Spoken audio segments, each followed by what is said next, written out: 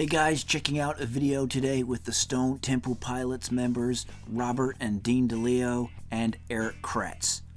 And they are discussing how things were at the end for Scott Weiland, talking about his inner struggles, his inner battles, and how, in their words, they tried everything they could to try to help Scott.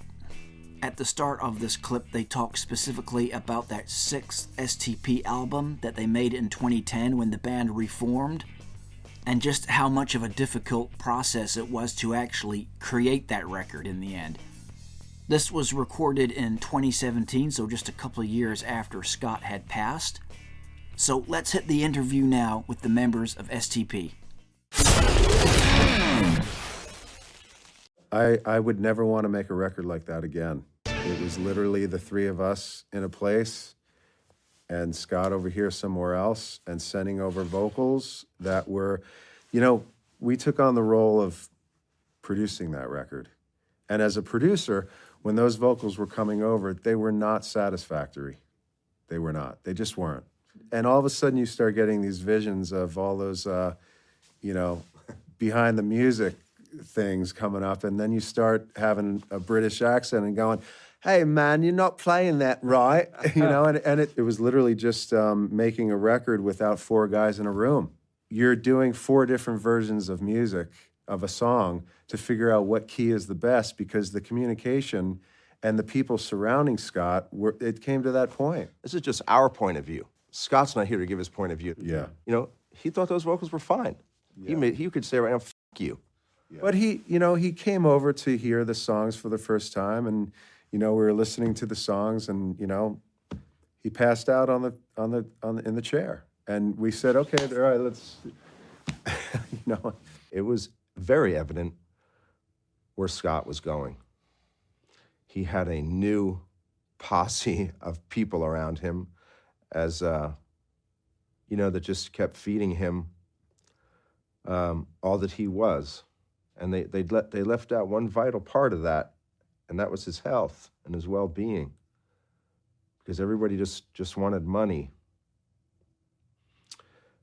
And I think Robert and Eric and I exhausted ourselves just trying to help him and just be a friend. He wanted no part of that.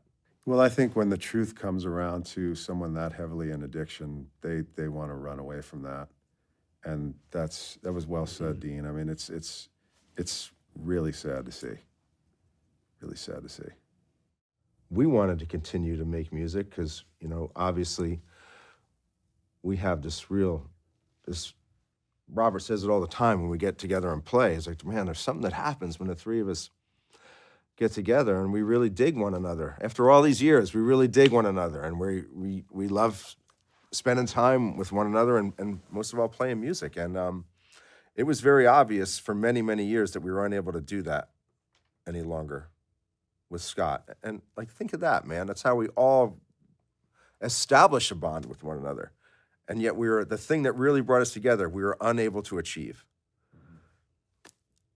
It was very evident what how that was going to end, and quite honestly, for us to be able to play music and make records, we fired Scott, and we asked Chester if he was interested in being the singer of STP. Man, it was just it's just so sad to look back at what the four of us had. I'm talking about Scott. And just his, I'm just going to stay on the artistic side of things and leave the personal side of things out of it.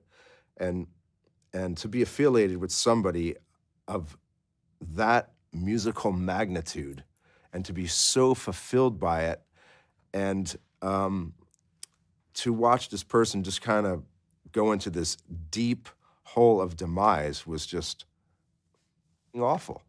It was just awful, man.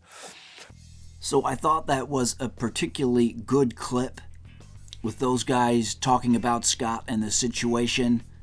Pretty cool how Dean DeLeo said there that was just their side of the story. Scott wasn't there to tell his side of the story. Dean and Scott, of course, were known to have several feuds over the years, so it was kind of nice that he said that. Clearly, that was not a dig at Weiland at all. Interesting how he talked about that 6th album and how Scott and the band were not together in the recording studio.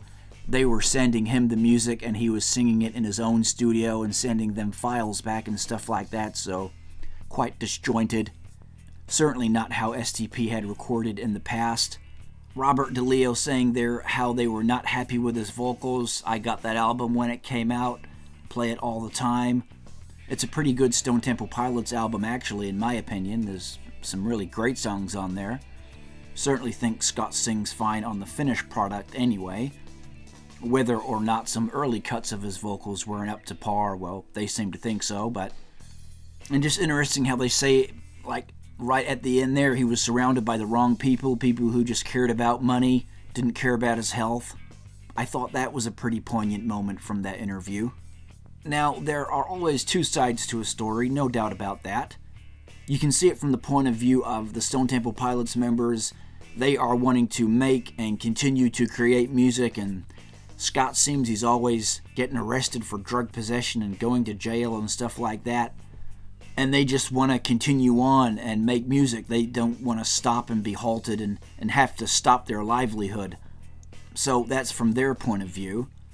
And Scott, of course, he would have his point of view as well.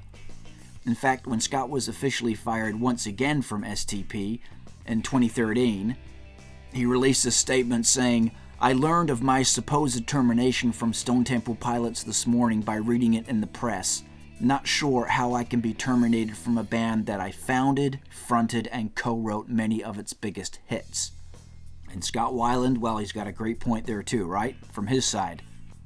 He co-wrote all those big songs, Dead and Bloated, Wicked Garden, Vaseline, Interstate Love Song, Big Empty, Tripping on a Hole in a Paper Heart. I could go on. But even amongst all that turmoil and the firings and the comings and goings and different lead singers entering the band and leaving the band, STP still put out those 6 studio albums with Scott. They still managed to get those out, and they're just quality songs on all of those records. And clearly Scott had his battles and his problems. That's all well documented. And it's just a shame how things ended up, with Scott passing away in 2015, just 48 years old. But to their point, Robert and Dean DeLeo and Eric Kretz, they continued on, got themselves a new lead singer, and they're still playing live and releasing records to this day, So thanks guys for tuning in. Be sure to drop a like down below and subscribe to the channel if you haven't already. We'll catch you next time.